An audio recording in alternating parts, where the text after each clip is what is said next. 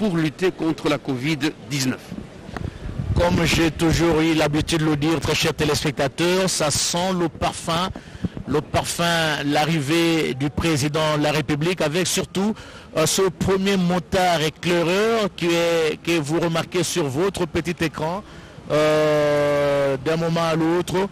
C'est bien le cortège présidentiel qui fait son entrée ici dans les installations du palais du peuple. C'est bien l'annonce de l'arrivée du président de la République.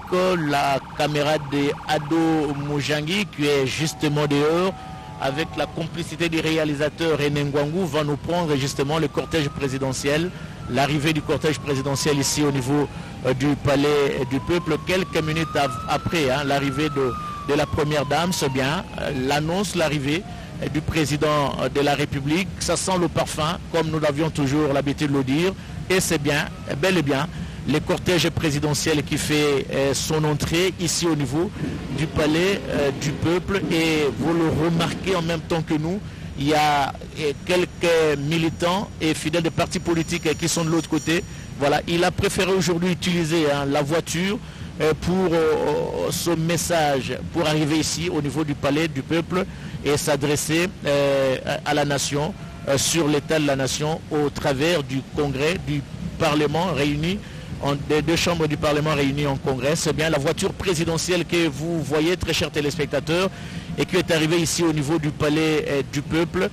Vous allez le remarquer que la voiture va d'un moment à l'autre s'arrêter, mais il y a un comité d'accueil restreint composé de certainement le gouverneur de la ville de province de Kinshasa, du commissaire provincial de la police nationale congolaise et du bourgmestre de Lingwala, qui a toujours été associé dans pareilles circonstances, et surtout quand il y a des grandes manifestations qui ont eu lieu ici au niveau du palais du peuple. On associe toujours l'autorité politico-administrative, et c'est le cas de ce bourgmestre de Lingwala qui est là, qui fait partie du comité d'accueil restreint pour justement accueillir le président de la République qui descend de sa voiture présidentielle. Voilà, nous l'avions dit et nous avions raison, il est toujours masqué, il a toujours son masque, il prêche toujours par l'exemple avec ses belles couleurs, avec sa veste croisée comme d'habitude. Il est là, il salue le comité restreint.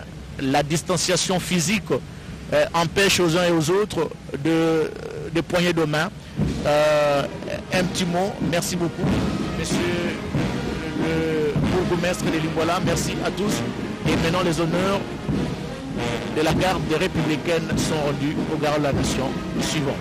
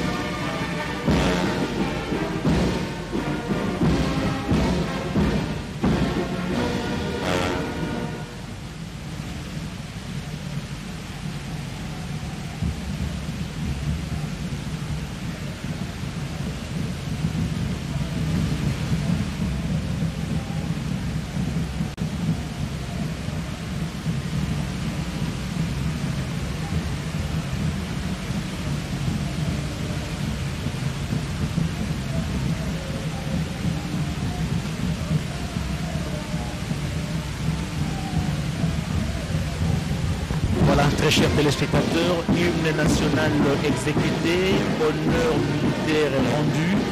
Voilà le président de la République sur le tapis rouge déroulé, le symbole du pouvoir qui va d'un moment à l'autre accéder dans la grande salle du palais du peuple, tout en traversant bien sûr le détachement de la garde républicaine sous les rythmes de la fanfare républicaine. Voilà le détachement qui est là. Le président traverse ce détachement de la garde républicaine avant bien sûr d'accéder au niveau de la grande salle du palais du peuple, mais il aura certainement un moment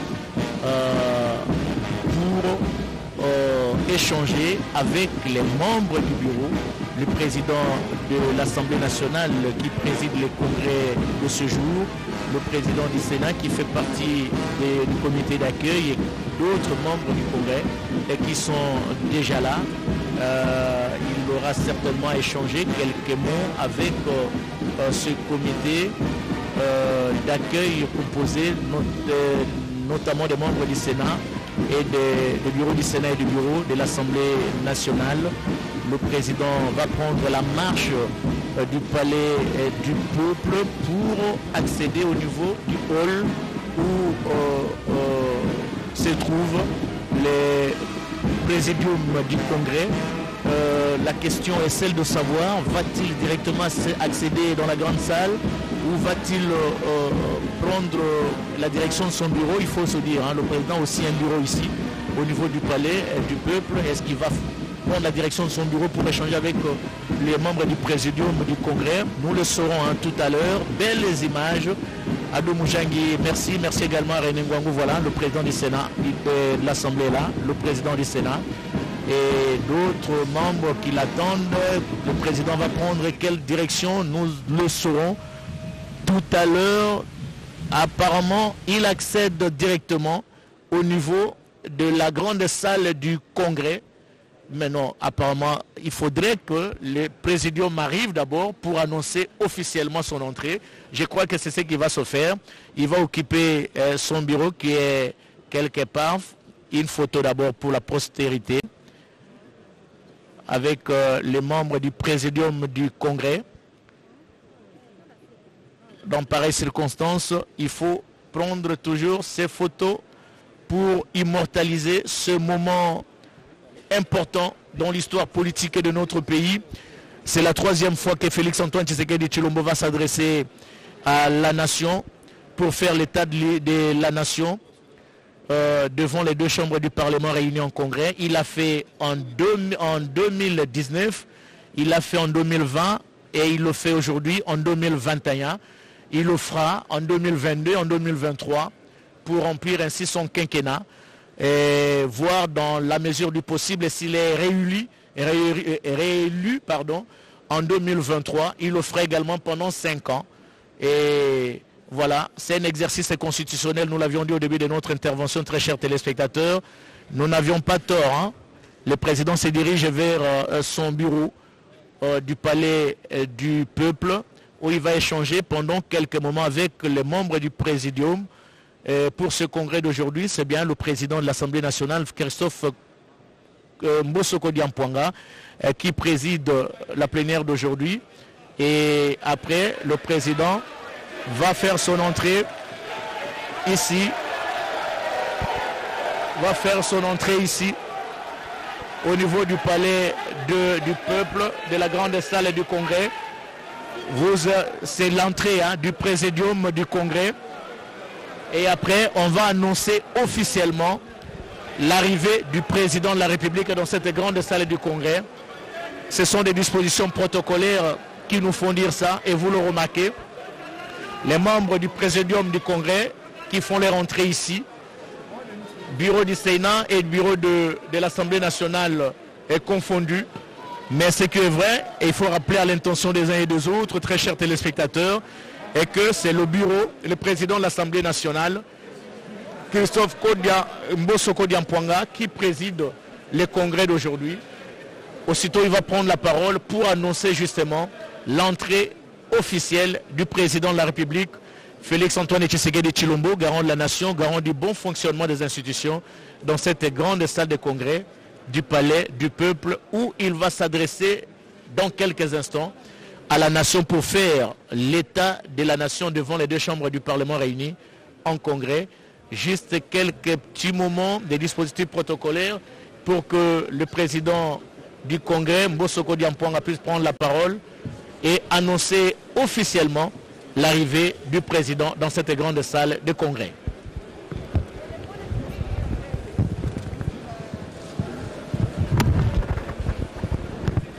Voilà, un moment de concentration pour vérifier certains documents qui sont devant lui, avant bien sûr d'annoncer officiellement l'arrivée du président de la République.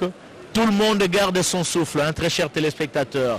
Nous avions donné quelques secteurs qui feront peut-être partie du discours sur l'état de la nation du président de la République, mais personne ne sait ce que va dire le président de la République tout à l'heure. Nous gardons le souffle, à l'instar des honorables députés et des sénateurs ici présents dans cette grande salle, à l'instar également des membres du gouvernement, des membres du corps constitué, des membres du corps diplomatique et d'autres invités qui ont fait le déplacement du palais du peuple pour suivre les discours sur l'état de la nation du président de la République, Félix Antoine Tshisekedi Tshilombo, qui est déjà dans les installations du palais du peuple, très chers téléspectateurs. Et pour ceux qui viennent de nous rejoindre, nous sommes bel et bien ici au palais du peuple. La radio-télévision nationale congolaise a mobilisé sa logistique et son personnel pour la retransmission en direct de cette importante cérémonie. Et nous ne cesserons jamais à se le dire, la RTNC, c'est une chaîne de grands événements. Et en voici un aujourd'hui avec ce rendez-vous présidentiel. Le chef de l'État qui va prononcer un discours sur l'état de la nation devant les deux chambres du Parlement réunies en congrès. Décor planté, il n'y a que peut-être le protocole, le service de sécurité qui bouge et même les journalistes. Tout le monde hyper concentré, en train de se poser la question de savoir que va porter le message du garant de la nation ici au palais du peuple devant la représentation nationale. C'est le suspense total, mais ce qui est vrai est que des secteurs comme la santé, la sécurité, l'eau, l'éducation, l'électricité, les infrastructures routières, le transport ne manqueront pas. Et pour votre gouvernement, il faut se le rappeler, il y a quelques mois, le président était ici devant le palais du peuple pour remettre un lot important de bus Transco. Il y en avait au moins 444 pour les transports en commun. Et nous avions vu même certains bus arriver à Issiro. Et la population avait accueilli chaleureusement l'arrivée de ces bus. Et il en sera ainsi pour toutes les provinces. Nous avions au niveau des secteurs des infrastructures routières, très chers téléspectateurs, le président procédé au lancement officiel du projet Tilé-Gelou qui concerne la ville de Kinshasa et l'espace Grand Kasaï, même si cette vaste opération va s'étendre sur l'ensemble du territoire national.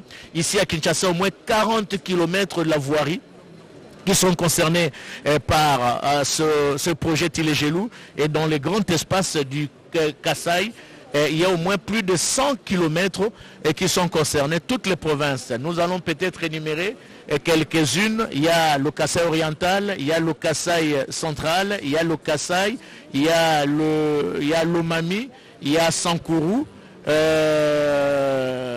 y a quoi encore, Mama Kabanga? Il y a une autre province? Non. D'accord, je crois que ce sont les quatre, avec comme chef Foulien Boujimai, Kananga, Chikapa, et Kabinda. Voilà, ce sont les quatre provinces. Donc au moins plus de 100 km de voiries qui sont concernés par le projet Tilé-Gelou. Et il n'y a pas longtemps, on a vu le Premier ministre lancer le projet Kinelenda qui concerne la desserte en eau potable au niveau des installations de la Régie des eaux à Binza. Il y a surtout la population de Kisangani qui doit être content, hein, La population de Kisangani qui doit être contente avec le rétablissement du courant électrique. Une population qui était plongée dans le noir plusieurs années. Et aujourd'hui, la ville de Kisangani est éliminée grâce justement aux efforts fournis par les gouvernements. Il y a le secteur de l'économie qui ne sera pas, nous osons croire, oublié par le chef de l'État. Et la liste n'est pas exhaustive. Le président de la République, voilà le couple présidentiel. Oh là là, ah mais c'est beau à voir. Hein. C'est très joli. Le couple présidentiel qui marche majestuellement et qui va entrer d'un moment à l'autre ici, au niveau de la grande salle de congrès. C'est un bel exemple à suivre. Hein. Quand on voit le chef de l'État à côté de sa tendre épouse, dans pareilles circonstances. Et pour ceux qui ne sont pas encore mariés, c'est le moment de le faire, parce que c'est toujours bien d'être à deux. Voilà. Son Excellence, Monsieur le Président de la République, chef de l'État.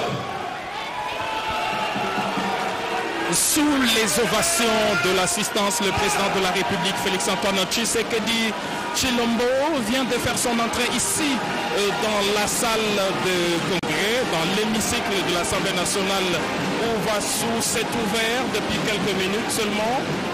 Le congrès qui va accorder la parole au président de la République, on le voit accompagné de la distinguée première dame, son épouse, le président de la République, très détendu. Il est là de pied ferme, donc il traverse cette haie qui a été formée par nos députés et sénateurs. Le président de la République, sous les ovations de députés et sénateurs, va donc, voilà, il s'arrête un moment pour saluer quelques-uns. Parmi les députés et sénateurs, il va monter à la tribune d'honneur qui lui a été réservée, et c'est de là qu'il sera invité pour son discours sur l'état de la nation. Il est 12h05 ici pour ce grand rendez-vous, pour ce grand oral, de cette année 2021.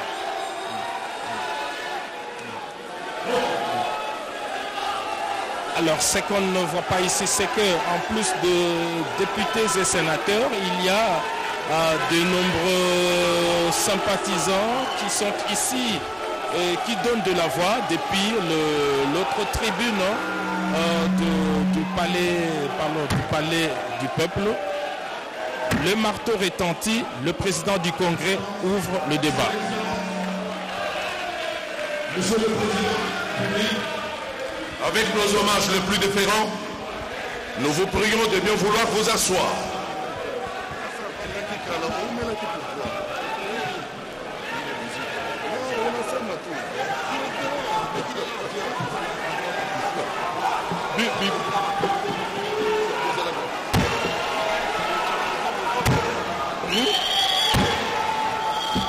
Honorables membres du Congrès et chers collègues, la séance est reprise. Honorables membres du Congrès, chers collègues, le projet d'ordre du jour de la présente séance appelle le point ci-après. 1. Adoption de l'ordre du jour. 2.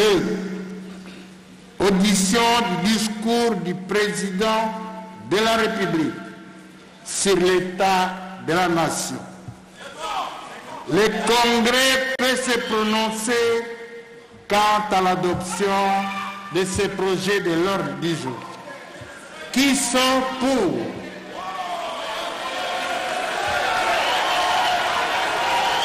Merci.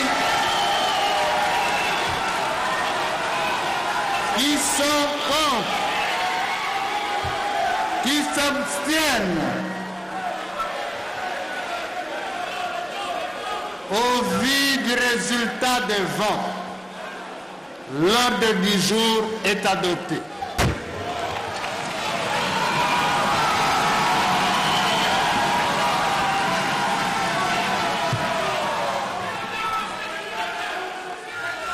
Honorables membres du Congrès, chers collègues,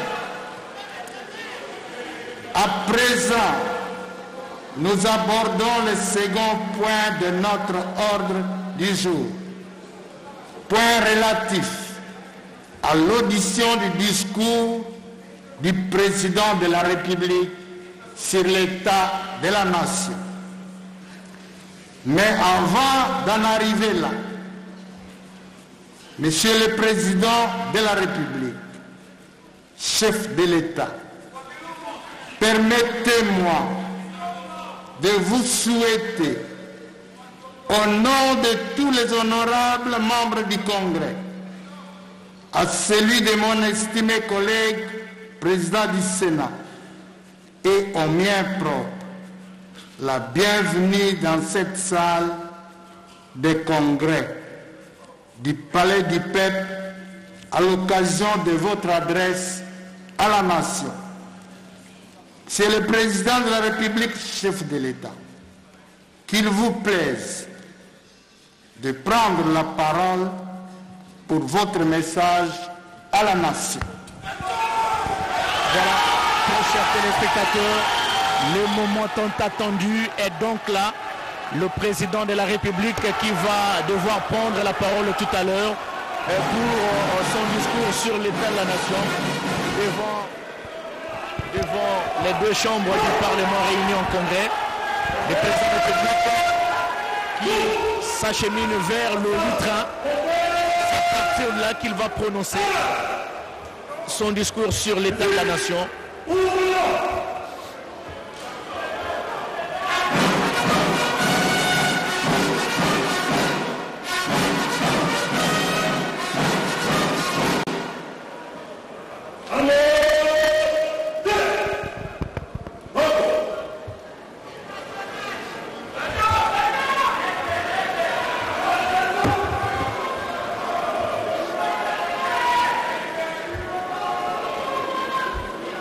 Honorable président de l'Assemblée nationale, honorable président du Sénat,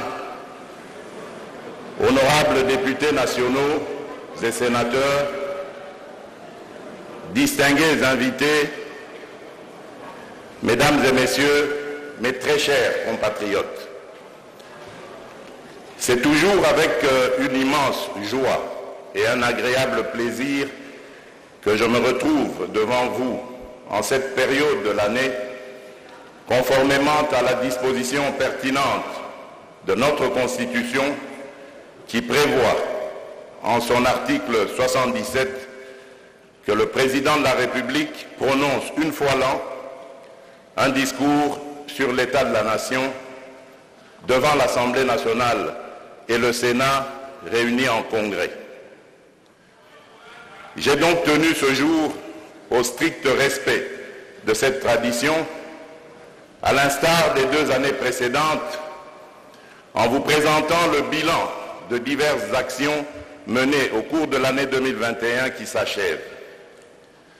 J'apporte ainsi des réponses et des éclaircissements aux nombreuses préoccupations de notre peuple sur les différentes questions vitales qui touchent à la marche et à la survie de notre nation. Mais avant toute chose, en vue d'honorer la mémoire de nos compatriotes civils et militaires tombés à cause de l'activisme des groupes armés et de la violence aveugle du groupe terroriste des ADF au cours de cette année, je vous prie de bien vouloir accepter d'observer un moment de recueillement.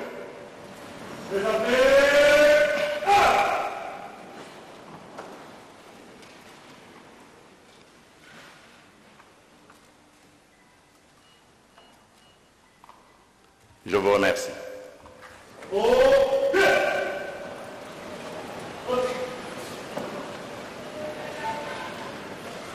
Je reste fermement convaincu que l'une des plus grandes questions qui taraudent nos esprits, celle que certainement chacun de nous porte comme une écharde sous la peau, a trait à ce climat d'insécurité permanente et récurrente qui sévit à l'est de notre pays.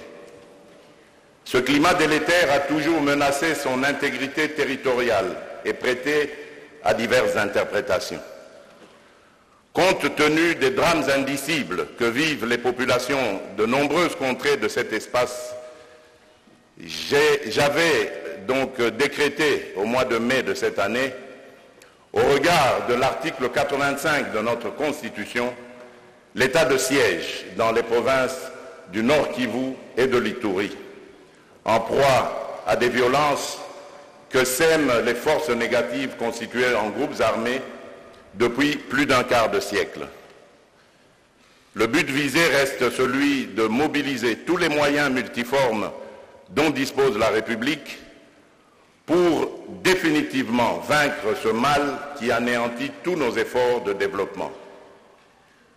En ma qualité de garant de l'intégrité territoriale, c'est ici le lieu de renouveler solennellement mon engagement constitutionnel en réaffirmant que je ne ménagerai aucun effort pour restaurer la paix et la sécurité en n'importe quel coin et recoin de la République.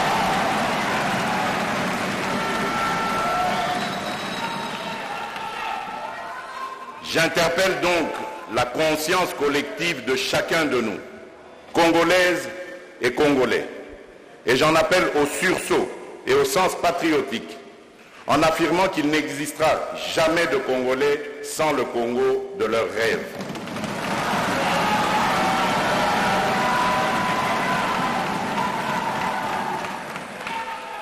En dépit de nos divergences d'approche, et c'est ma conviction ultime et profonde, l'intégrité de la nation congolaise doit demeurer la préoccupation de tous les Congolais, telle que nous l'avons déjà montré à maintes reprises au fil du temps. Je saisis cette opportunité pour féliciter les deux chambres du Parlement qui, dans leur souci de voir revenir dans ces contrées de l'Est de la République, ont toujours autorisé les renouvellements successifs de l'état de siège conformément aux textes légaux en vigueur.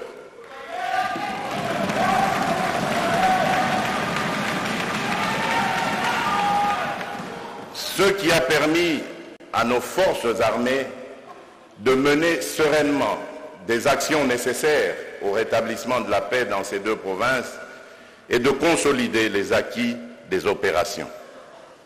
En effet, depuis l'instauration de cet état de siège, j'ai personnellement veillé à ce que nos vaillantes forces armées de défense et de sécurité disposent de tous les moyens nécessaires pour mener à bien les opérations sur le terrain. Je note avec satisfaction que nos forces armées ont progressivement réussi à bouger les lignes et à répondre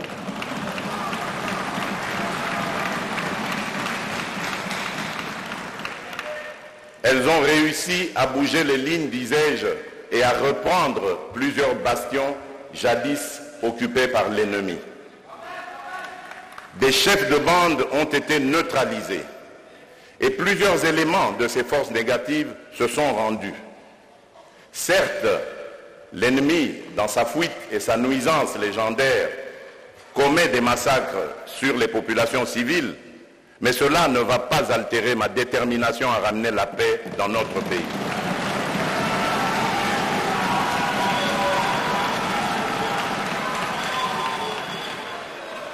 Je voudrais, honorables députés nationaux et sénateurs, fustiger ici cette campagne de dénigrement et de démobilisation menée par une infime minorité de nos compatriotes.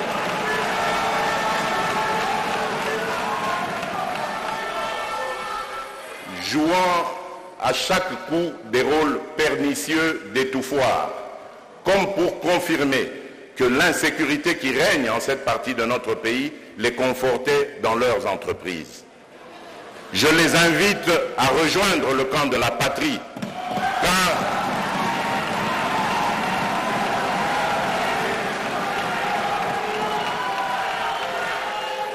ce n'est que dans l'unité et la concorde que nous arriverons à vaincre cet ennemi qui a pris l'habitude de semer la désolation dans nos villes et nos villages.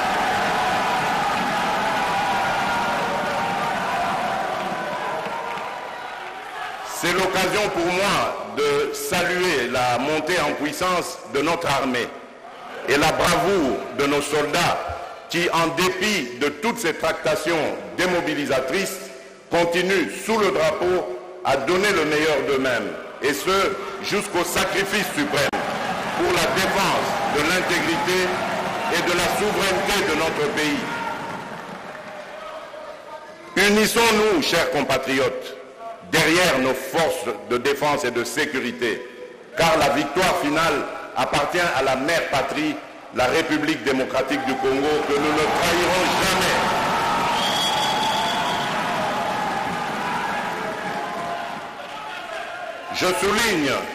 Je souligne que dans le but de rétablir la paix sociale dans ces contrées en proie à l'insécurité, j'ai initié la mise en place du programme chargé du désarmement, de la démobilisation, du relèvement communautaire et de la stabilisation, PDDRCS en sigle, pour encourager les compatriotes qui sont dans les groupes armés à déposer les armes et à réintégrer la vie communautaire loin du métier des armes. Je saisis cette opportunité pour saluer l'appui reçu de différents partenaires dans la mise en place de ce programme. Et je profite également de cette tribune pour saluer la contribution des Nations Unies qui, à travers la MONUSCO, soutient notre pays dans cette volonté de pacification et de stabilité dans la partie est de notre territoire national. Mais comme la paix va de pair avec la justice, j'ai instruit le gouvernement de la République de mettre en œuvre des mécanismes réparateurs, notamment celui de la justice transitionnelle au bénéfice des victimes. Par ailleurs, certaines forces terroristes opèrent également dans d'autres pays voisins. C'est le cas des ADF, qui écument spécialement la frontière commune entre l'Ouganda et la République démocratique du Congo. Ainsi, pour les combattre plus efficacement, nos deux pays ont convenu tout récemment de mutualiser leurs efforts en vue de mener des opérations conjointes contre cet ennemi commun. Notre Parlement dûment informé. Je veillerai à limiter au temps strictement nécessaire à ces opérations la présence de l'armée ougandaise sur notre sol. Honorables députés et sénateurs, permettez-moi de relever que les grandes villes de notre pays n'ont malheureusement pas été épargnées par des cas d'insécurité commis par des délinquants de tous bords, communément appelés Kuluna, et des coupeurs de route qui ont délibérément choisi de troubler la quiétude de paisibles citoyens en les terrorisant, aussi bien à l'arme blanche qu'à l'arme à feu. Une mauvaise culture qui doit absolument être bannie de notre société. Pour anéantir tous ces fléaux et garantir la sécurité des personnes et de leurs biens sur toute l'étendue du pays, j'ai instruit le gouvernement de prendre toutes les mesures idoines contre ces marginaux. Je me réjouis des premiers résultats obtenus par l'expérience du centre pilote de Kanyama-Kasese. Jadis abandonnés à eux-mêmes, aujourd'hui ces jeunes compatriotes maîtrisent plusieurs métiers dont la maçonnerie,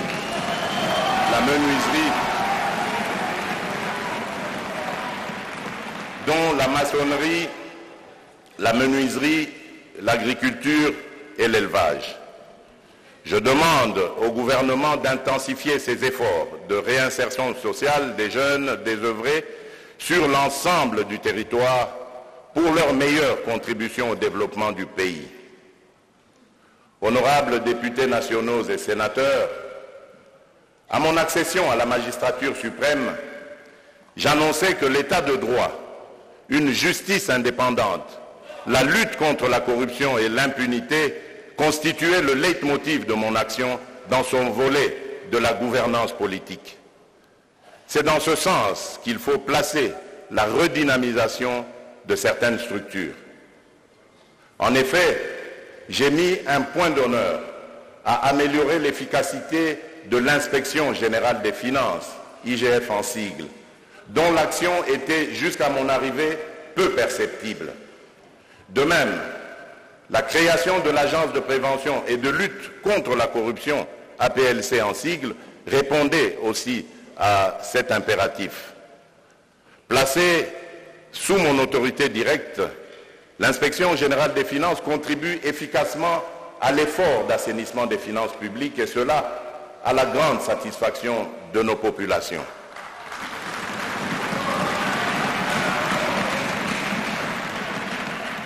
Néanmoins, l'IGF ne peut remplacer l'action du pouvoir judiciaire, ayant seule la mission constitutionnelle de dire le droit. Je reste convaincu que l'instauration de l'état de droit et de l'autorité de l'État impose une justice consciente de son rôle et de son indépendance, et ceci devant être notre perception commune.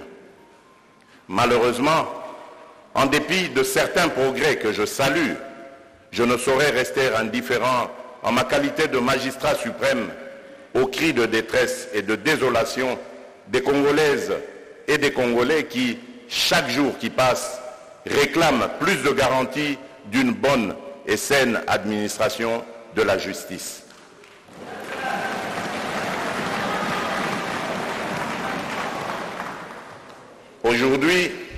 Aujourd'hui encore, sur le banc des accusés, notre justice devait pourtant rassurer tout le monde, nanti ou non, puissant comme faible, en n'ayant pour égard que la protection des droits. Bref, une justice qui non seulement dit le droit, mais rassure que le droit, alors le bon, a été dit.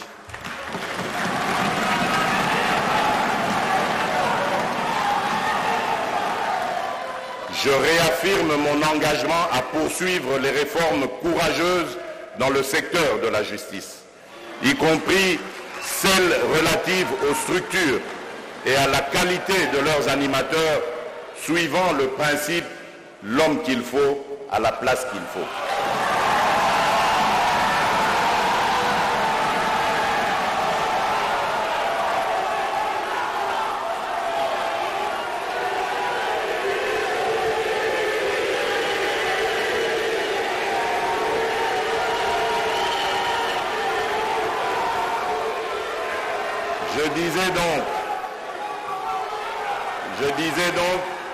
Je réaffirme mon engagement de poursuivre les réformes courageuses dans le secteur de la justice, y compris celles relatives aux structures et à la qualité de leurs animateurs, suivant le principe « l'homme qu'il faut à la place qu'il faut ».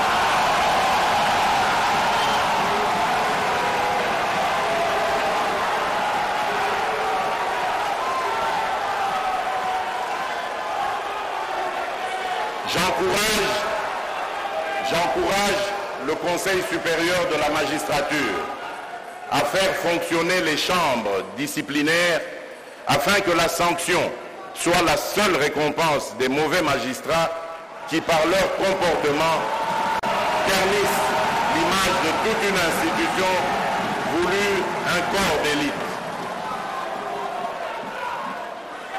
Dans le souci de résorber les problèmes récurrents des effectifs insuffisants des magistrats, le gouvernement est appelé, avec le concours du Conseil supérieur de la magistrature, à finaliser le processus de recrutement dont le dernier en date remonte malheureusement à plus d'une décennie. Dans le cas particulier de la Cour constitutionnelle, actuellement très sollicitée dans le cadre de la protection des droits et libertés des citoyens, ce que je salue et encourage, l'expérience a toutefois démontré que lors du traitement des contentieux électoraux, les 9 juges qui la composent sont souvent débordés au regard des contraintes de délai. J'encourage donc le président de cette juridiction à travailler avec le gouvernement afin de mettre en place le corps des conseillers référendaires un outil technique, légal, qui se révélera déterminant dans le traitement des dits dossiers et dans la pérennisation de la jurisprudence. C'est dans le même sens que j'entends rendre opérationnels dans les tout prochains jours les différents organes et structures de la Cour des comptes, la plus haute instance de contrôle des finances publiques, afin qu'elle joue pleinement son rôle de patrouilleur financier en chef avec l'appui de l'Inspection générale des finances. J'attends que ces mêmes performances soient au cœur de l'action de l'Agence de prévention et de lutte contre la corruption, de la cellule nationale de renseignement financier, ainsi que d'autres services supérieurs de contrôle, en tant que dispositif de la lutte contre la corruption, le détournement des deniers publics, le blanchiment de capitaux, la fraude et même le financement du terrorisme. Honorables députés nationaux et sénateurs, la mobilisation des investissements dont nous avons besoin pour créer des richesses et développer notre pays nécessite un bon climat des affaires. Ceci implique qu'en permanence, nous soyons non seulement attentifs aux doléances des opérateurs économiques, mais aussi et surtout que nous imaginions des mécanismes pouvant permettre d'améliorer les conditions d'exercice des affaires et en assurer le suivi. Au cours de cette année, j'ai réitéré au gouvernement ma volonté de prendre en charge avec efficacité la problématique du climat des affaires par une nouvelle approche de suivi, évaluation jamais expérimentée dans notre système de gouvernance afin de rassurer les investisseurs. À cet effet, j'ai le plaisir d'annoncer la mise sur pied d'un outil qui va désormais permettre en temps réel à moi-même, au Premier ministre, ainsi qu'à chacun des membres du gouvernement concerné, de suivre méticuleusement le rythme de mise en œuvre des réformes et assignations relatives au climat des affaires. Il s'agit en fait d'un tableau de bord numérique sur mesure à partir du programme du gouvernement. Aussi, j'invite le Parlement à parachever le cadre légal relatif d'une part à l'organisation et au fonctionnement des tribunaux de commerce et d'autre part aux dispositions nationales complémentaires aux droits de l'OHADA. En outre, la rationalisation de la fiscalité demeure la réponse appropriée aux tracasseries souvent dénoncées par les opérateurs économiques. Il faut des réformes innovantes en la matière pour y remédier. Honorables députés nationaux et sénateurs, je voudrais saluer une fois de plus la détermination, la fermeté et la ferveur avec laquelle vous aviez, toutes tendances confondues, accepté de répondre favorablement à mon appel de ralliement dans une union sacrée de la nation.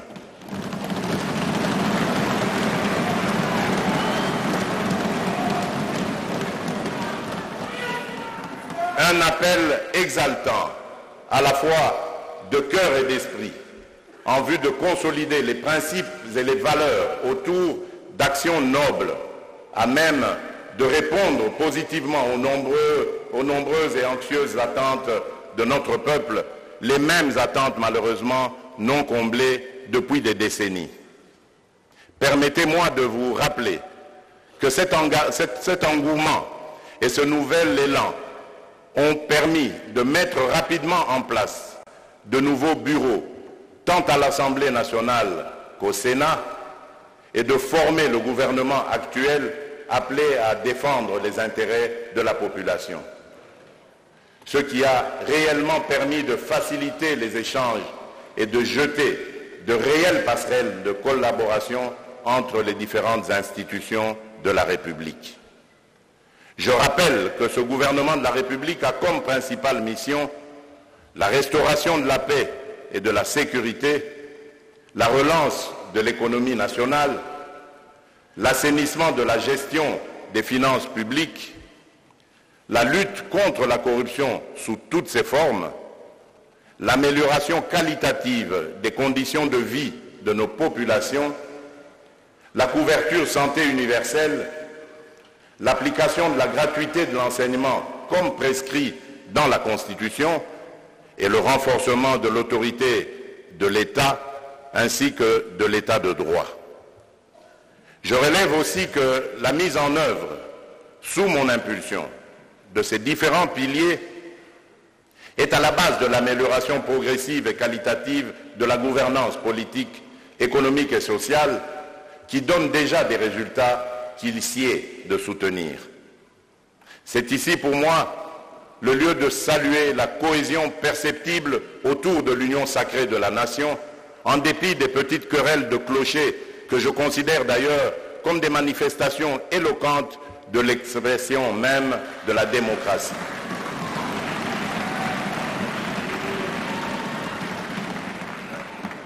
En outre, je tiens à préciser que malgré son appartenance à la majorité ou à l'opposition, chacun de nous doit pleinement jouer sa partition dans l'amour du pays, de notre peuple et dans le respect des institutions.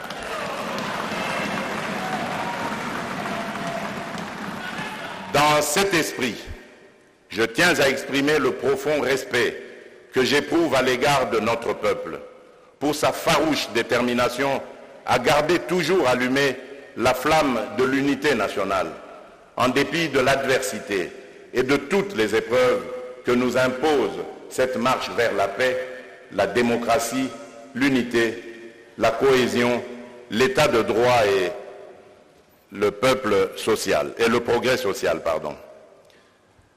Honorables députés nationaux et sénateurs,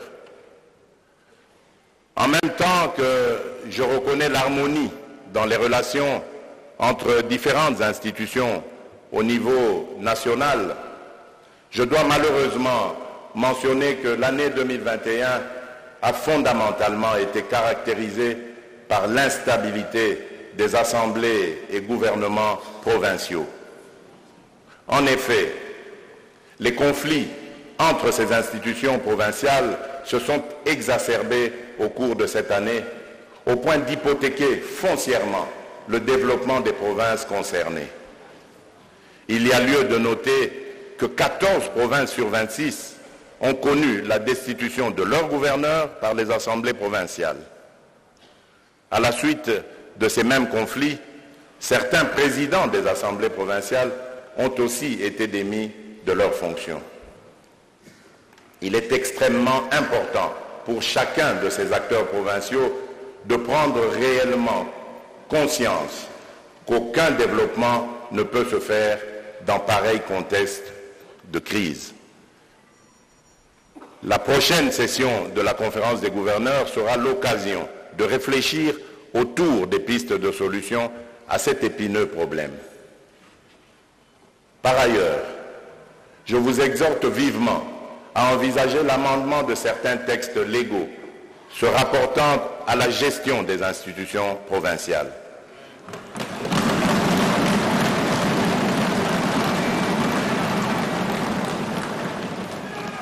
J'invite une fois de plus les députés provinciaux et les gouverneurs à observer leurs prérogatives dans le strict respect des lois de la République, en s'abstenant de tout acte qui puisse bloquer le bon fonctionnement des provinces.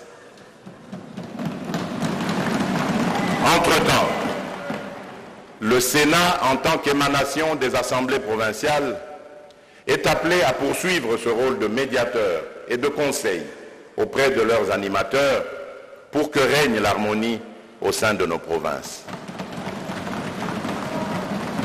Honorable président de l'Assemblée nationale, honorable président du Sénat, honorables députés nationaux et sénateurs, distingués invités, mesdames et messieurs, mes très chers compatriotes, j'estime utile d'attirer l'attention de tous sur les préparatifs des prochaines élections. En effet, le processus électoral, avec ses enjeux, oblige que nous nous engagions dès à présent pour des élections que nous voulons crédibles, en écartant les différents obstacles, tant juridiques que matériels, qui en constituent les pesanteurs. Mon engagement de faire de la République démocratique du Congo un État véritablement démocratique ne peut se concrétiser sans l'organisation d'élections libres, démocratiques, transparentes et dans les délais constitutionnels.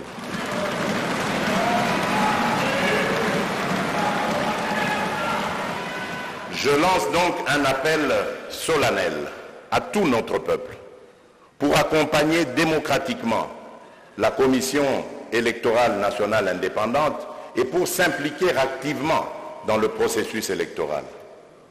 Je rappelle que celui-ci a déjà commencé avec la désignation de ces nouveaux animateurs après consultation des confessions religieuses et validation par l'Assemblée nationale.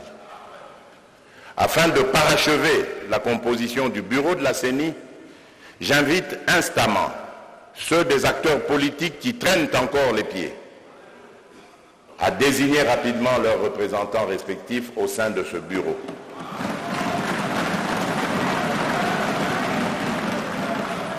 J'invite en même temps le gouvernement à mobiliser et à disponibiliser les moyens financiers conséquents pour permettre à la CENI de respecter les délais d'organisation de ces élections afin qu'elles se tiennent effectivement en 2023.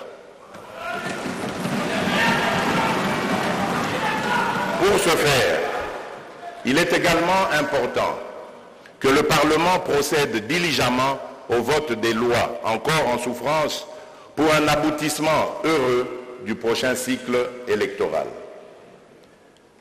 Honorables députés nationaux et sénateurs, comme je l'ai évoqué au début de mon adresse, notre pays a toujours souffert de crises sanitaires survenues au cours de cette année. En effet, la pandémie de Covid-19 n'a pas épargné la République démocratique du Congo. Même si notre pays affiche à ce jour un taux de mortalité relativement faible, je vous exhorte à continuer d'observer strictement les mesures barrières, car l'apparition successive de nouveaux variants montre que nous n'en avons pas encore fini avec cette pandémie. J'en appelle ainsi à la vigilance de nos services aux frontières, d'appliquer rigoureusement les mesures édictées à cet effet. Dans l'état actuel des connaissances, le vaccin demeure le moyen le plus efficace d'éviter les formes graves de la maladie.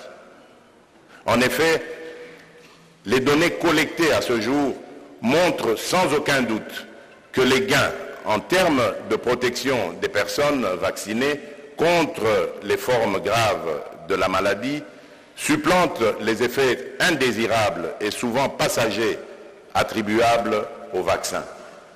Je recommande vivement à la population de se faire vacciner pour se protéger.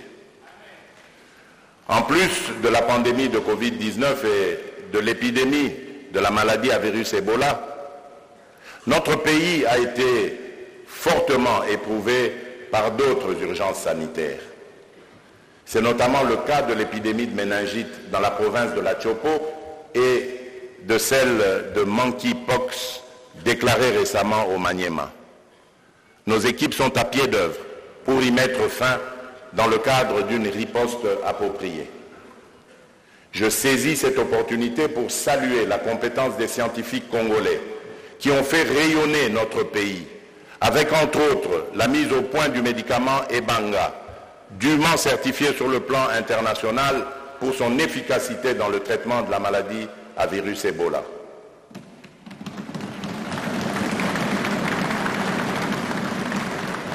Honorables députés nationaux et sénateurs, toutes les urgences et catastrophes sanitaires que nous avons connues cette année, et même bien avant, nous ont appris une grande leçon, celle de savoir que pour mieux prévenir et riposter, il nous faut absolument construire un système de santé plus solide et plus résilient pour le bénéfice de tous les Congolais.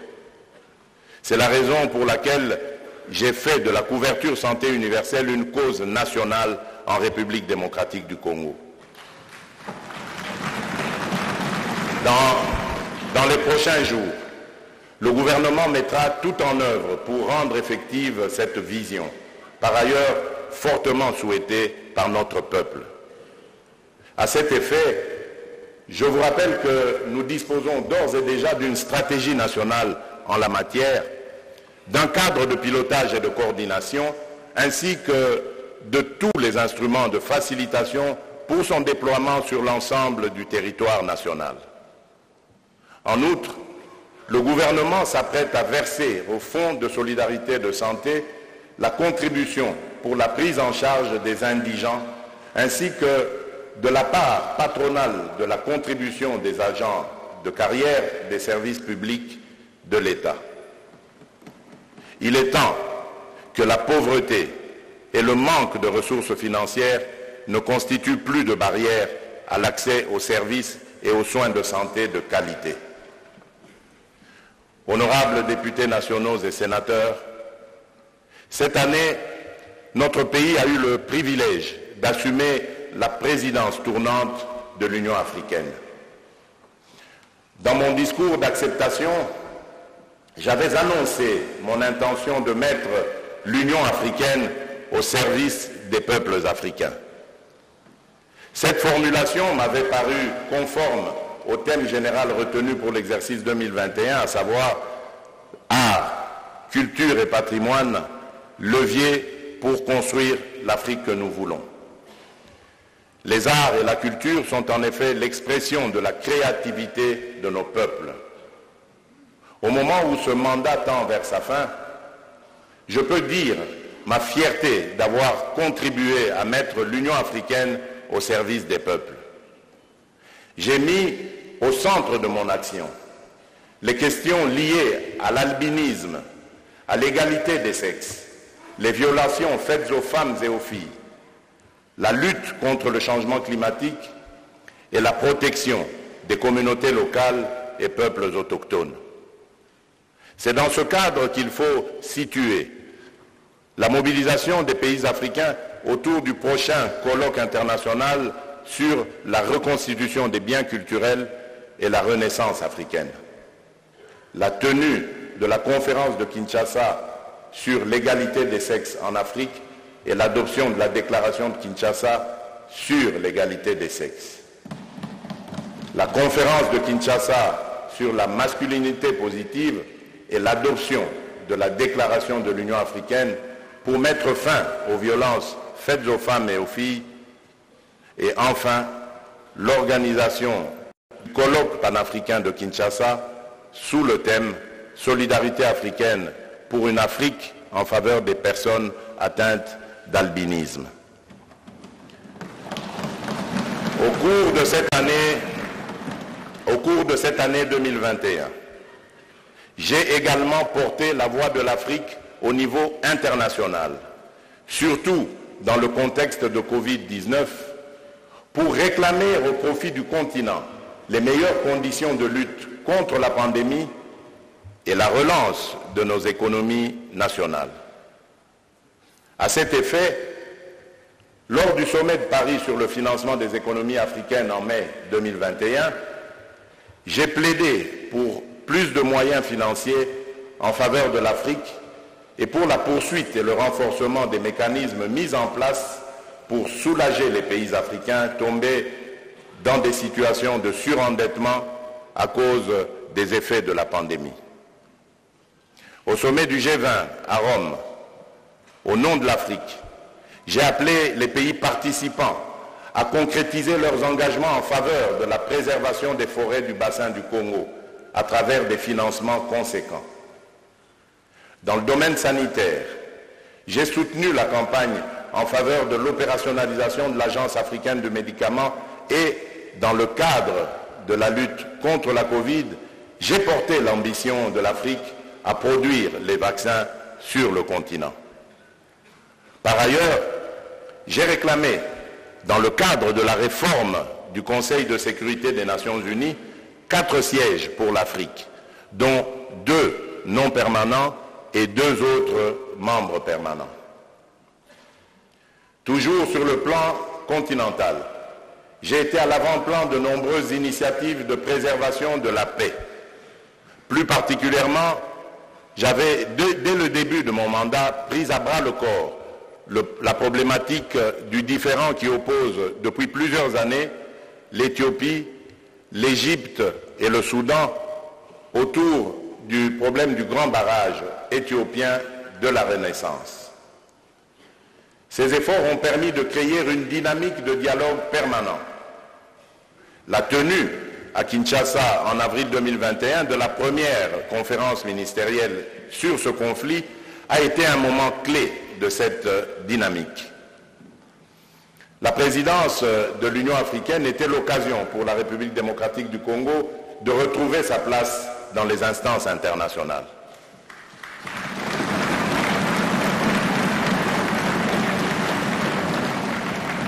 En effet, depuis des décennies, il n'y avait aucune politique nationale pour positionner ces nombreux experts au sein d'organisations internationales, ce qui était incompréhensible.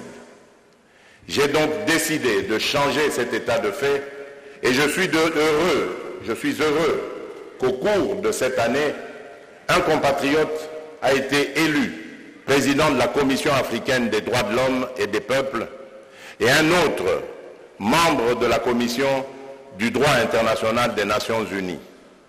De plus, une Congolaise a été nommée au poste de directrice des ressources humaines de la Commission de l'Union africaine.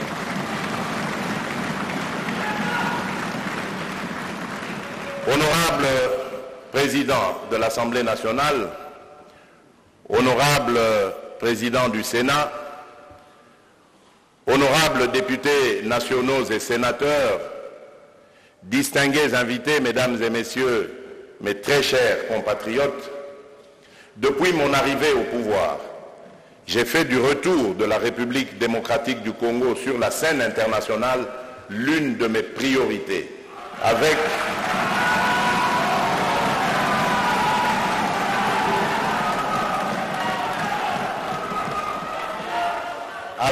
un objectif clair, celui d'ouvrir notre pays au monde et de briser son isolement diplomatique.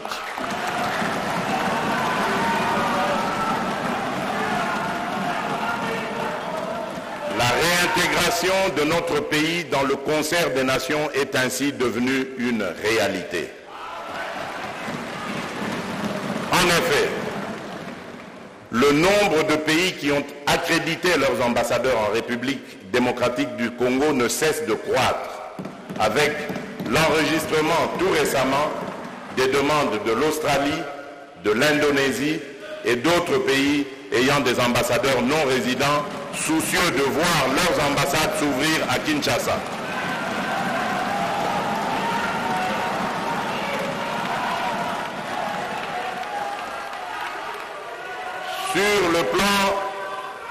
Sur le plan régional, nos énergies ont été déployées pour maintenir une politique de bon voisinage avec nos 9 voisins.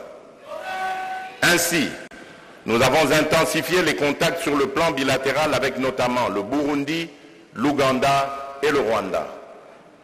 Pour redynamiser les relations avec nos partenaires, d'une part, j'ai nommé de nouveaux ambassadeurs en Belgique, en France, en Chine et en Côte d'Ivoire.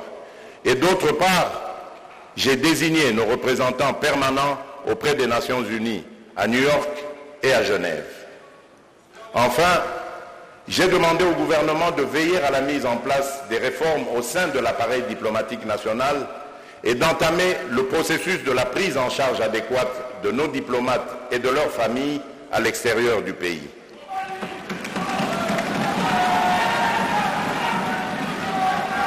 Honorables députés nationaux et sénateurs, au cours de l'année 2021, notre coopération internationale a connu des avancées significatives avec nos divers partenaires de l'Amérique, de l'Asie et de l'Océanie. Les retombées de la redynamisation de notre diplomatie ne sont plus à démontrer, comme en témoignent plusieurs projets, accords et mémorandats d'entente que notre pays vient de conclure. Honorables députés nationaux et sénateurs, du 31 octobre au 12 novembre 2021, s'est tenue à Glasgow la 26e conférence sur les changements climatiques, la COP26. À cette occasion, j'ai hautement porté l'ambition de la République démocratique du Congo à assumer son leadership naturel comme pays solution face aux défis climatiques actuels.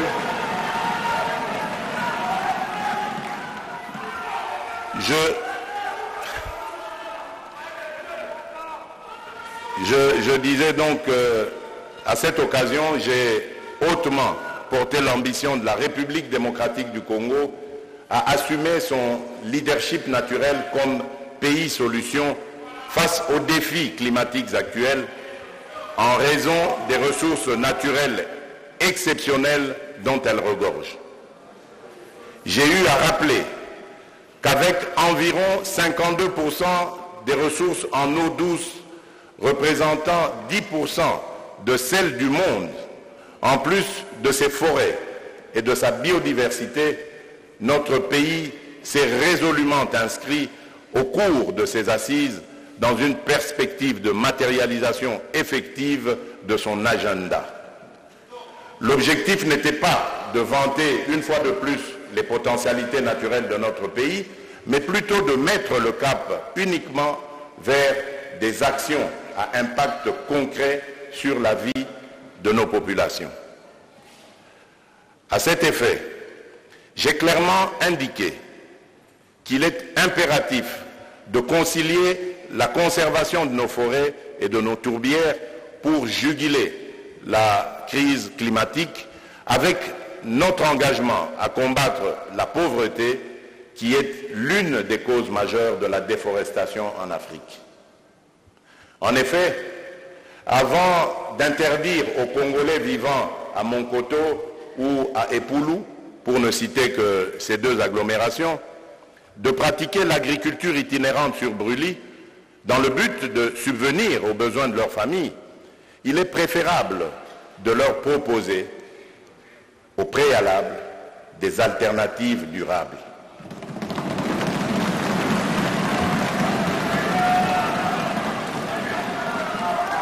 Pour y parvenir, j'ai lancé de manière non équivoque un appel à l'action, au moyen des partenariats gagnant-gagnant, notamment avec les pays industrialisés, en vue de mobiliser des financements adéquats. En somme, la République démocratique du Congo ne fait que réclamer des compensations justes et équitables pour sa contribution avérée à la stabilisation du climat sur l'ensemble de la planète.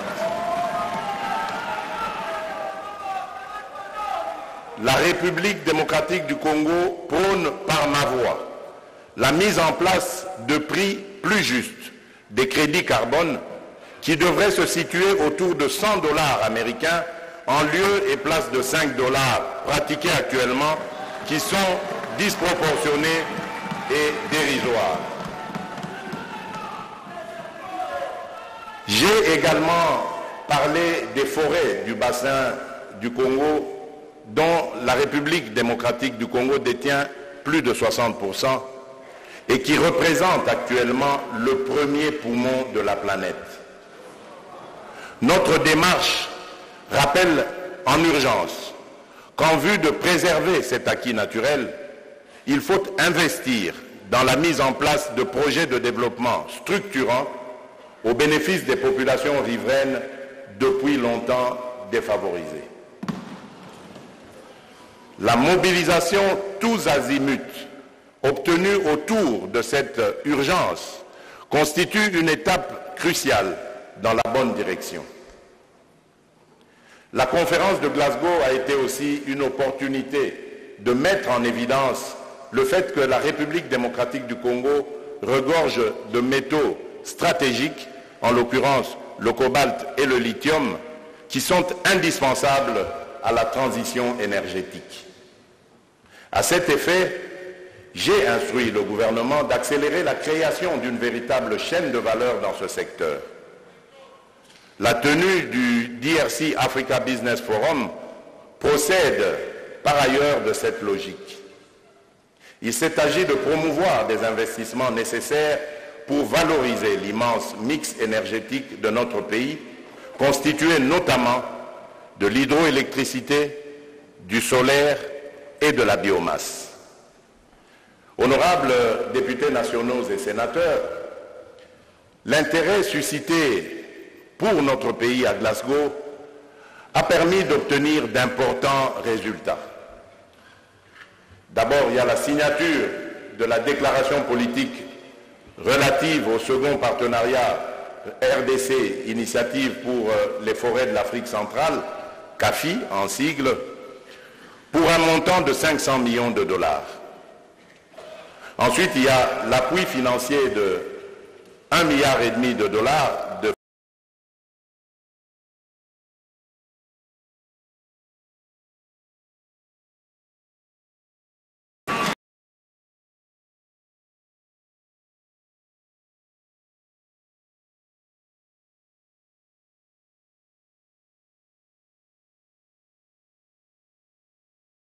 avec des États et divers partenaires techniques et financiers dans le secteur de l'agriculture résiliente pour lutter contre la déforestation, améliorer les infrastructures et assurer le développement des peuples autochtones. Pour un meilleur suivi de ce dossier stratégique, j'ai instruit le gouvernement à accorder le bénéfice de l'urgence tant au processus de formalisation qu'à la mise en œuvre de ces partenariats. J'ai également demandé au gouvernement de s'assurer de manière permanente que le positionnement de la République démocratique du Congo comme pays solution à la crise climatique soit maintenu et consolidé, aussi bien dans le cadre du suivi des recommandations de la COP26 que dans celui des préparatifs de la COP27 prévue en Égypte l'année prochaine. Honorable Président de l'Assemblée nationale, honorable Président du Sénat, honorables députés nationaux et sénateurs, distingués invités, Mesdames et Messieurs, mes très chers compatriotes, faudrait-il rappeler à nos souvenirs que dès ma prise de fonction, la République démocratique du Congo a renoué le contact avec le Fonds monétaire international pour pouvoir bénéficier des financements nécessaires en termes d'appui budgétaire et d'autres afin de soutenir les différentes réformes envisagées. La reprise de la coopération avec cette institution permet à la fois au pays de renforcer les capacités de l'État et de soutenir les activités productives en vue de la relance effective de la croissance économique et de l'éradication progressive de la pauvreté. Je me suis personnellement investi pour donner l'impulsion nécessaire à notre action diplomatique de mobilisation des ressources extérieures, ce qui a permis leur progression sensible en dépit de l'impact négatif de la pandémie de Covid-19. Ces contacts avec les partenaires au développement, notamment le Fonds monétaire international, ont abouti à la signature d'un accord permettant à la République démocratique du Congo d'accéder dans un premier temps, en 2020, au déboursement des 732 millions de dollars américains au titre de la facilité de crédit rapide ayant contribué au relèvement du niveau de nos réserves internationales. Par la suite, la République démocratique du Congo a conclu un accord triennal au titre de la facilité de crédit élargie pour un montant d'1,5 milliard de dollars américains. Ces appuis, honorables députés nationaux et sénateurs, ont permis à notre pays de soutenir son programme de réforme à moyen terme qui vise notamment le maintien de la stabilité macroéconomique, l'accroissement de la marge de manœuvre budgétaire ainsi que la promotion d'une croissance économique durable. Pour le seul exercice 2021, la République démocratique du Congo a bénéficié de la part de ses partenaires extérieurs multilatéraux des engagements de l'ordre de 4,5 milliards de dollars américains. Il s'agit là d'un niveau record jamais atteint dans l'histoire récente de notre pays.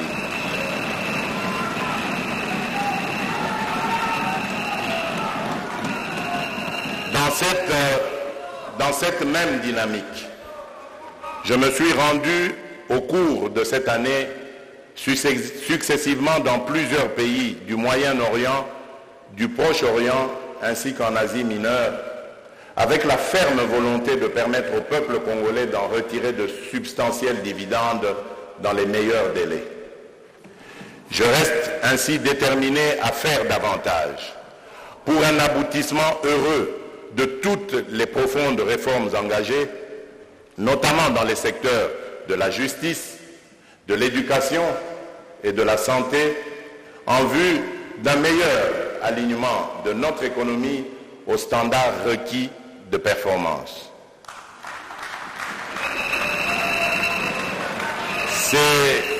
Ces différentes réalisations sont les résultats tangibles de notre intense action diplomatique. Il va sans dire que cette mobilisation des ressources extérieures devra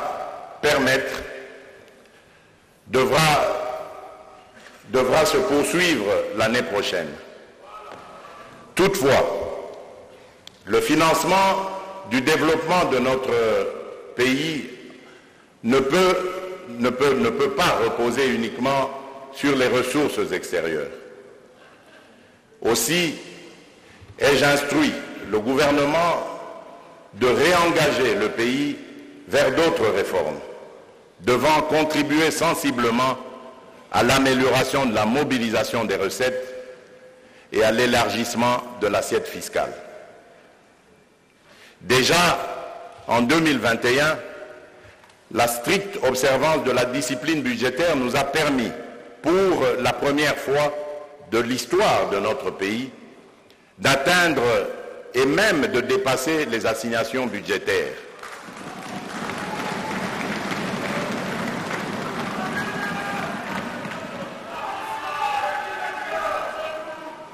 D'atteindre et de même dépasser les assignations budgétaires, conduisant ainsi à des recettes additionnelles de plus de 2 milliards de dollars américains. Cette performance doit nous motiver pour continuer à mobiliser davantage nos recettes internes. De même, une meilleure gouvernance du secteur extractif devrait permettre à l'État de mobiliser davantage de ressources pour financer ces chantiers prioritaires tels que la gratuité de l'enseignement primaire et la couverture santé universelle. En ce qui concerne l'année 2022, la croissance du produit intérieur brut, qui a été évalué à 5,6% dans le projet de loi des finances soumis à l'examen du Parlement, pourrait plutôt s'établir à 6,4% suivant les dernières estimations du Fonds monétaire international. Les principales sources de cette croissance sont dues aux performances attendues dans les secteurs des industries extractives, du transport, de la communication ainsi que dans celui du commerce. Honorables députés et sénateurs, je suis conscient que la situation sociale de nos compatriotes n'est pas reluisante. Beaucoup de ménages peinent à nouer les deux bouts du mois et n'ont pas accès aux services sociaux de base tels que l'eau, l'électricité, les soins de santé, les transports.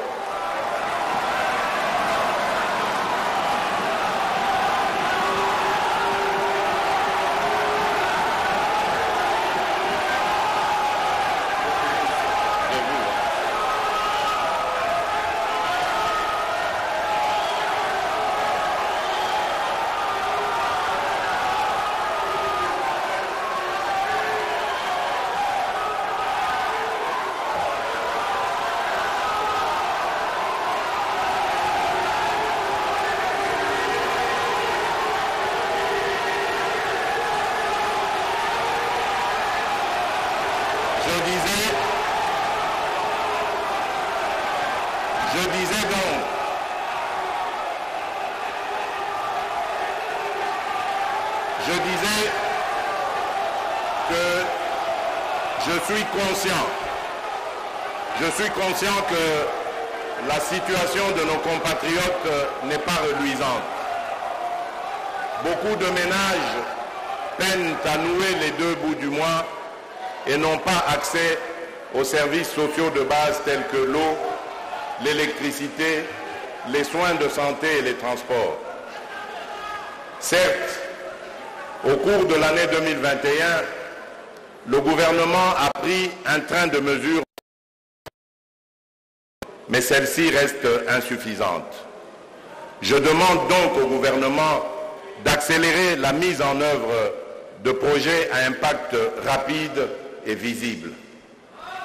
En effet, dans les secteurs de l'eau et de l'électricité, ainsi que de la santé, pour ne citer que cela, la plupart des projets en cours souffrent d'un manque de coordination et d'une faiblesse de pilotage.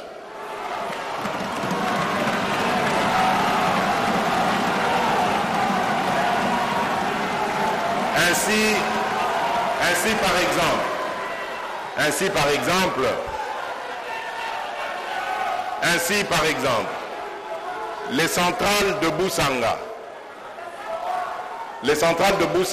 de 240 MW dans le Lualaba et de Mwandingusha de 32 MW dans le Haut-Katanga sont complètement achevées, mais toujours pas en activité. Que dire des 3 groupes thermiques de 800 kVA chacun dans la ville de Kananga? La ville de Kisangani est restée 4 mois dans l'obscurité alors que ce désagrément aurait pu être évité avec une meilleure gestion de la centrale de la zone.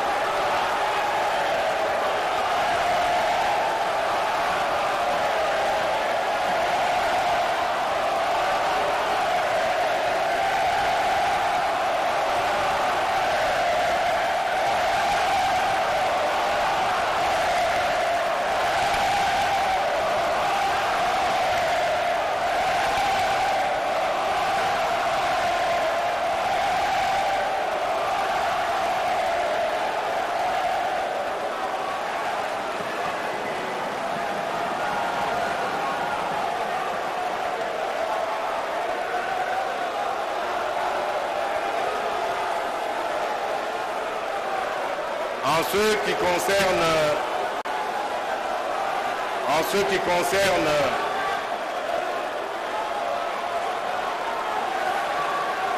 silence, s'il vous plaît. S'il vous plaît.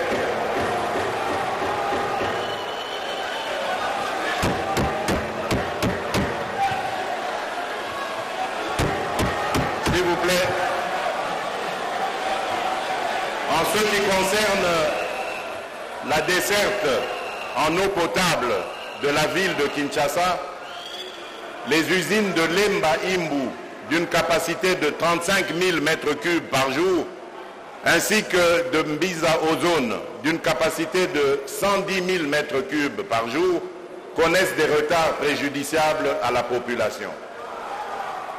Ces dysfonctionnements sont inacceptables.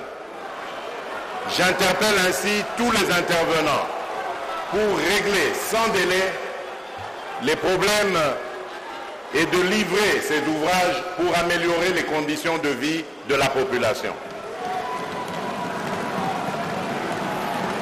Honorables députés nationaux et sénateurs, la question des transports et des voies de communication est un défi permanent dont l'impact sur l'économie nationale et par ricochet sur les conditions de vie de nos compatriotes est indéniable. En matière de développement des infrastructures routières, les axes stratégiques sont les suivants. La réhabilitation des routes de desserte agricole existantes et la construction de nouvelles routes. La réhabilitation, le rétablissement du trafic par la réouverture du réseau de certains tronçons de route en terre battue, restés longtemps impraticables, et la protection et l'entretien de ces routes par la réinstauration du système de cantonnage manuel. En plus d'améliorer sensiblement le trafic urbain et interurbain, la réalisation de ces ouvrages devrait également permettre une meilleure connectivité entre nos différentes provinces. Ces efforts d'amélioration des infrastructures routières sont déjà perceptibles à travers les projets suivants. 1. Il y a le bitumage de 86 km du tronçon de la route Kolwezi-Dilolo. 2. Il y a le bitumage du tronçon Boma-Mwanda. 3. Il y a le bitumage de 140 km entre Kasumbalesa et Sakanya. 4. Il y a le bitumage du tronçon Chikapa-Kamwesha et la réhabilitation des infrastructures rurales connexes. 5. Il y a le bitumage de 56 km de tronçon du pont Loa-Chikapa. 6. Il y a la construction d'un nouveau pont long de 160 mètres sur la rivière Kasaï à Chikapa. Nous allons continuer ces efforts en 2022 et il est attendu le lancement des projets ci-après. La construction du port en eau profonde de Banana.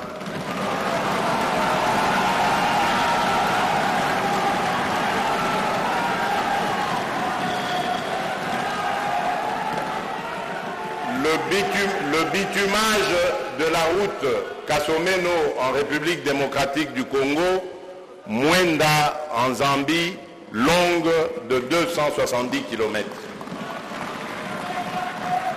Le bitumage de 30 km de voirie dans la ville de Bukavu et celui de 100 km du tronçon Bukavu-Goma.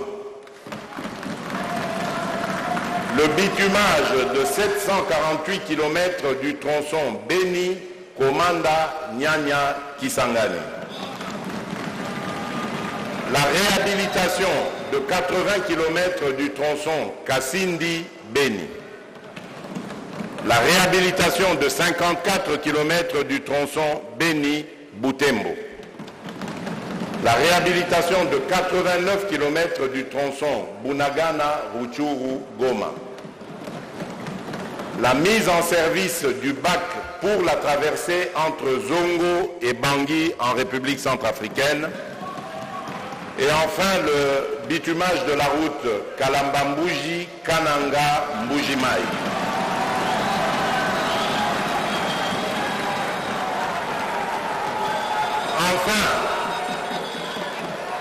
Enfin, dans le domaine du transport aérien, il faut souligner,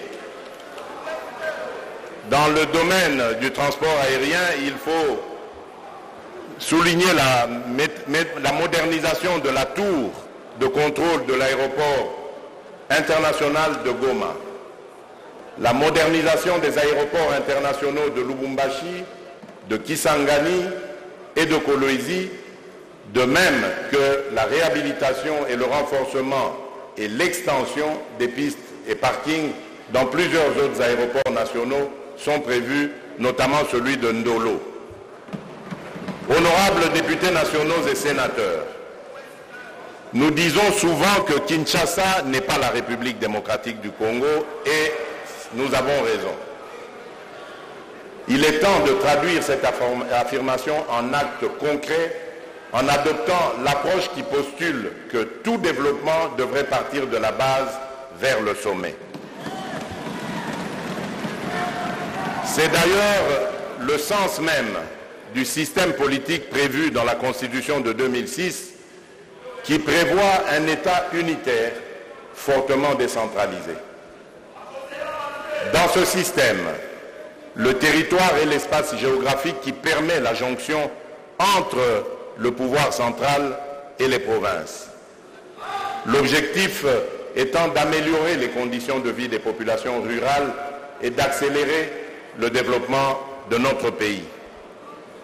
Voilà pourquoi il sera lancé en 2022 un ambitieux programme de développement du pays par la base à travers ces 145 territoires. Les prémices de ce vaste programme ont été déjà posées par le Premier ministre cette année. Les priorités retenues dans ce programme sont le désenclavement des territoires par la réhabilitation de près de 9000 kilomètres et l'entretien de 30 000 kilomètres de routes de dessertes agricoles. L'amélioration de l'accès des communautés rurales à l'électricité, notamment par la construction de mini-centrales photovoltaïques. L'amélioration de l'accès à l'eau potable par la construction de forages et l'aménagement de sources. La construction d'infrastructures économiques rurales, notamment par l'équipement de 748 centres de santé, plus de 1200 écoles, ainsi que l'aménagement de marchés modernes. Et enfin, la restauration de l'autorité de l'État en commençant par la construction de bâtiments administratifs dans tous les 145 territoires. Honorable Président de l'Assemblée nationale, honorable Président du Sénat, honorables députés nationaux et sénateurs, distingués invités, Mesdames et Messieurs, mes très chers compatriotes, vous venez de suivre là les réponses aux divers points saillants autour de plusieurs questions essentielles qui touchent à la survie et à l'organisation de notre nation en ce que celle-ci a de plus profond et de plus légitime.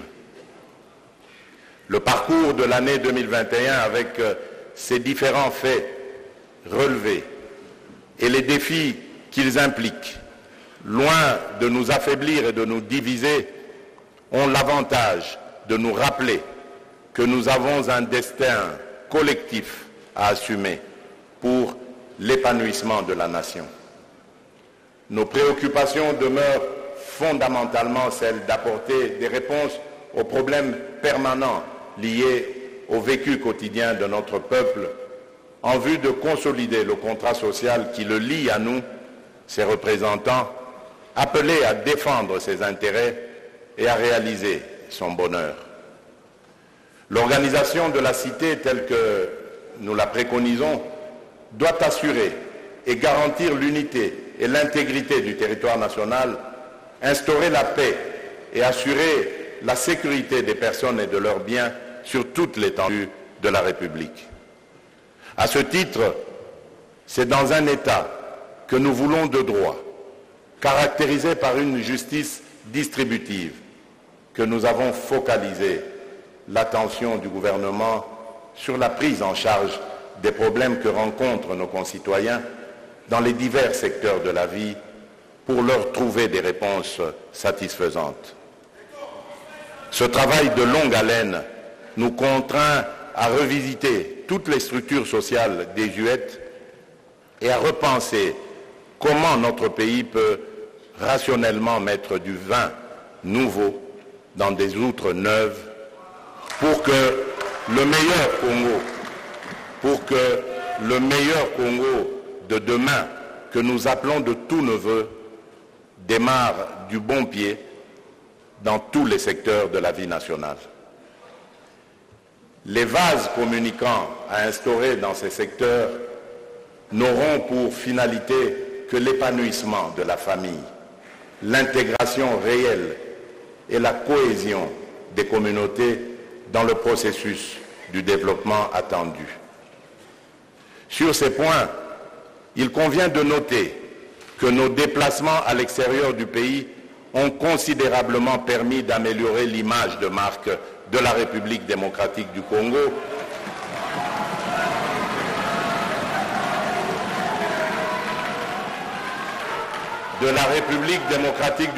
qui s'est ainsi ouverte au monde comme un lotus. Et nombreux sont ces pays qui ont décidé de sceller avec nous de solides partenariats gagnant-gagnant. Ouverte sur l'extérieur et en interne, avec toutes ces provinces interconnectées, la République démocratique du Congo, qui a aujourd'hui le vent en poupe, peut relever pour demain plusieurs défis de sa reconstruction. Nous devons y croire fermement et nous y atteler urgemment. Ainsi, sa population paupérisée, ses princes déshérités d'hier, pourront bénéficier de toutes leurs richesses du sol et du sous-sol, transformées pour leur mieux-être. Tout en reconnaissant la vitalité de notre jeune démocratie et nos divergences, j'en appelle à notre conscience collective, dans la mesure où ce qui nous unit, c'est-à-dire la République démocratique du Congo, est plus important que l'égoïsme de chacun et les dangereux clivages.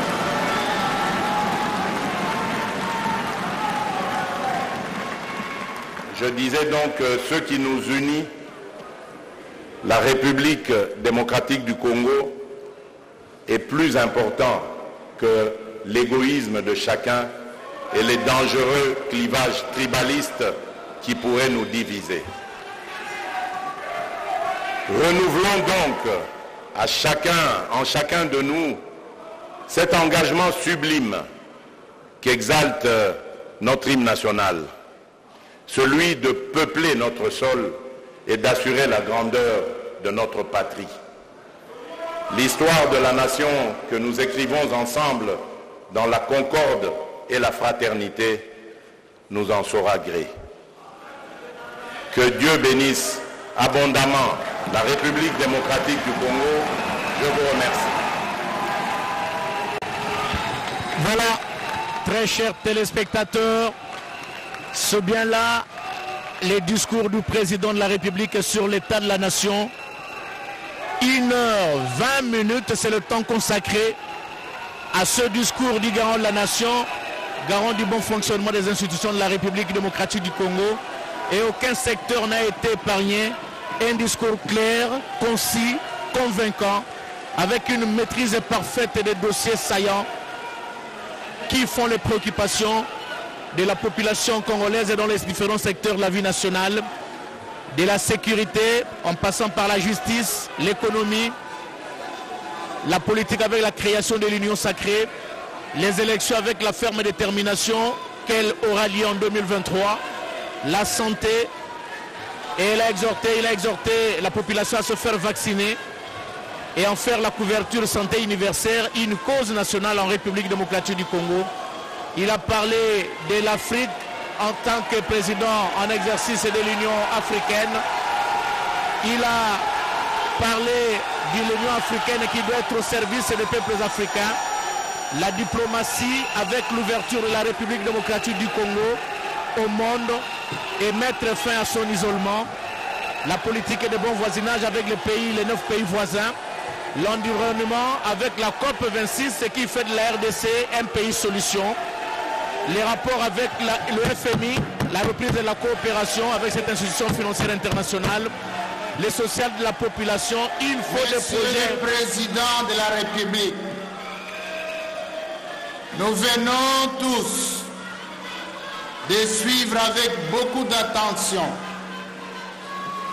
votre discours sur l'état de la nation. Et nous vous en remercions très sincèrement. Honorables membres du Congrès et chers collègues, ainsi que vous le savez, au terme de l'article 77 de la Constitution, les messages du président de la République devant les deux chambres du Parlement réunies en congrès ne donnent lieu à aucun débat. L'ordre du jour étant épuisé, la séance est levée. Voilà, séance levée. La nation congolaise venait donc là de suivre cet important discours sur l'état de la nation du président de la République Félix-Antoine Tshisekedi Tshilombo devant les deux chambres du Parlement réunies en congrès.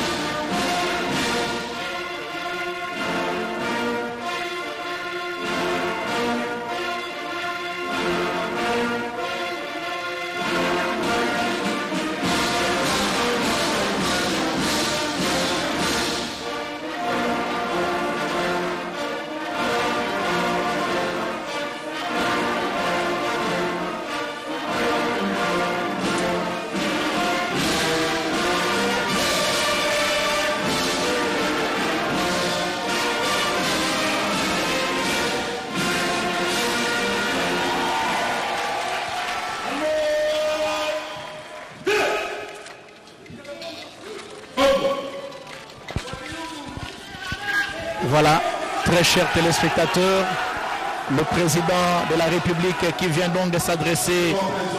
La sortie du président de la République, chef de l'État. Il sera suivi du président de l'Assemblée nationale, président du Congrès, du président du Sénat, le Premier ministre et d'autres chefs de corps constitués. Voilà, c'en est fini, très chers téléspectateurs. Le président de la République qui vient de s'adresser à la nation par le biais de deux chambres du Parlement réunies en congrès. Félix-Antoine Tshisekedi Tshilombo a été on ne peut plus clair sur le point qui domine l'actualité.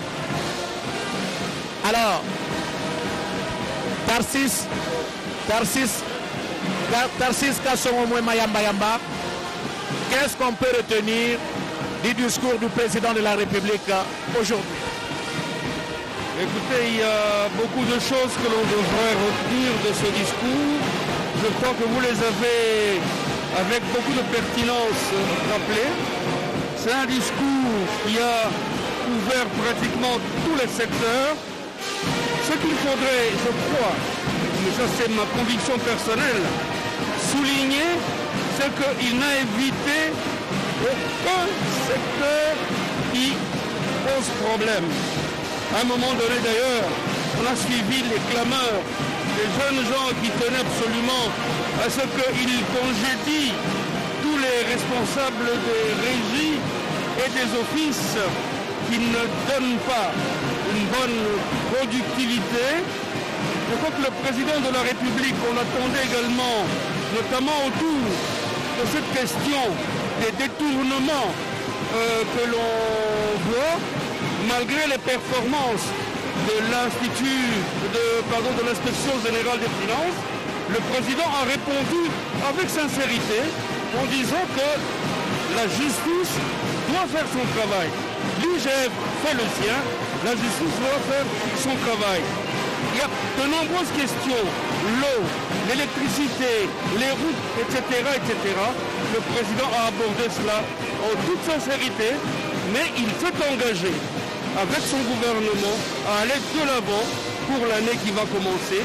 En gros, moi c'est cela que je vais retenir en nous disant à tous que nous devons rester derrière le président de la République parce que les efforts à fournir sont extrêmement importants. Merci.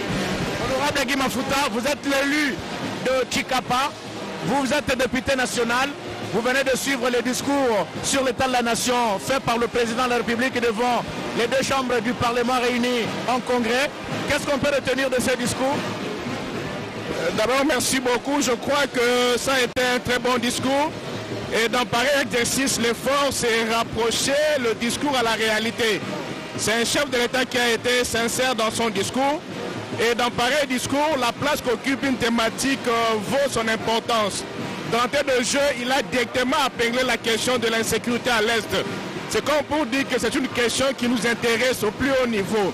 Et nous l'avons toujours dit, le développement du Congo passe par les provinces, par la base. Et le chef de l'État a martelé cela. Quoi de plus normal que je sois heureux parce que le chef de l'État a cité Chikapa au moins 4 fois. Donc ça va. Maintenant nous attendons un peu la concrétisation de tous ces projets qui pourront donner de l'espoir aux Congolais. Bref, c'est un discours qui tient compte de la réalité de Congo en tenant compte des vrais problèmes qui touchent aux Congolais. Un mot à vos élus de Chikapa. En tout cas, que nos électeurs soient très calmes parce que chaque jour du haut de la tribune de l'Assemblée nationale, nous ne cessons de plaider pour Chikapa. Et à force de parler, je crois que le nom de Chikapa a été cité 4 ou 5 fois par le chef de l'État. Ça nous fait plaisir. Autant le président de la République a cité le nom, a cité Chikapa, autant il a aussi cité le territoire de Monkoto, qui est mon territoire d'origine. C'est quand même une fierté et j'espère que Monkoto occupe une place de choix dans la politique du gouvernement Giscard Koussema. Ce sont tous les 145 territoires en principe qui ont été évoqués par le président de la République parce qu'il faudrait développer un programme pour chacun de territoires. Donc ces grands orales d'1h30 ici auront permis, disons ces grands orales d'1h30 minutes aura permis au président de la République de dire simplement que le pays va bien. Il a passé par différents secteurs pour expliquer ce qui a été fait et ce qui reste à faire. Mais c'était aussi une occasion pour les chefs non seulement de s'exprimer à la nation, mais aussi d'écouter parce qu'à un moment donné, l'assistance qui était ici a réagi. Lorsqu'il a évoqué le social, il a été encouragé. Mais aussi le public a parlé, a adressé un message et on a vu le geste posé par le président de la République, même s'il ne l'a pas dit avec sa parole, mais de sa tête il a dit, il a compris le message qui lui a été transmis aujourd'hui pour dire que les animateurs d'entreprise devraient s'activer pour améliorer cet état des choses. Donc ces grands orales aura donc vécu ici au Palais du Peuple, 1h30, auquel le président de la République a abordé différents secteurs de la vie. Voilà Blaise Bokoka, c'est donc sur une note d'optimisme que nous avons terminé cette intervention. Merci beaucoup Giscard Koussema. Victorine Kenge. Honorable Gisèle Mebanda, de un cours. Nimeta to kulanda na mutini mosa mbote penza disikulu ya mfu wa insi. Nina pesa bote dibanza nge. Non, dibanza memu ya munu yakele kima mosi président Metuba ya ngolo ina mekota muna ntimba. Mamu ya réforme ya ba institution provinciale. En dehors ya ba mamu ya yani mesala na OIA, na présidence à OIA. Na en dehors ya ba mamu ya yani meketa na kusala na mamu metala infrastructure, mais qui m'a yangolo ben mosi monaka tangu yani tubaka mambo yango mutelemaka na kati ya sala mvimba yake reforme ya ba institution provinciale yake na kupesa beto retard ya ngolo samu ben stabilité kele kanange mona sur 26 provinces betu ke na 14 déjà yake na kutambula na façon mbo TV kanange na kumona déjà ba metuba Nord Ubangi kena ba problème na ntango yayi Sud Kivu kena donc betu bekeluta même 20 ya Kembo TV na inchi nyonso même kanu yake na kati ya constitution baki balenda changer yao sa betu vwanda betu kivwanda kaka na ba député provinciaux na ba gouverneur abeto mais na ndia tu mosi ya mbote samu inchi na beto kwenda na ntwala. Honorable Olandi na lolenge moko malamu Maman, il faut l'être ça au clair que président Fati wana mobile. Message naé ya état de la nation est très clair, très compréhensible. Donc de saluer ba projet au APC Lelo et surtout que sur il y a secteur de l'électricité et puis il y a régie des eaux. Donc olingi biso population à travers un message à président de la République, tout le monde a déjà nabiso bazala va travailler par rapport à la vision de Mozamboka. Donc c'est ça un peu de manière quintessence discours on a capté par le président de la République parce que le lobby Congo est toujours soudé dans 26 provinces nabiso. Honorable. Bien, merci beaucoup, très chers téléspectateurs. Grand était pour nous le plaisir de vous retransmettre en direct cette importante cérémonie consacrée au discours du chef de l'État, Félix-Antoine Tshisekedi Tshilombo, sur l'état de la nation, devant les deux chambres du Parlement réunies en congrès. Toute l'équipe de la RTNC vous dit merci à toute l'équipe de la RTNC. Merci surtout à René Ngwangou qui était à la réalisation. Merci à toutes les antennes de la RTNC qui nous ont pris en relais. Merci aux télévisions partenaires, RTNC Lingwala, RTNC Binza, toute l'équipe technique. Merci beaucoup. Nous aurons l'occasion de vous retrouver prochainement avec la même ferveur. Merci.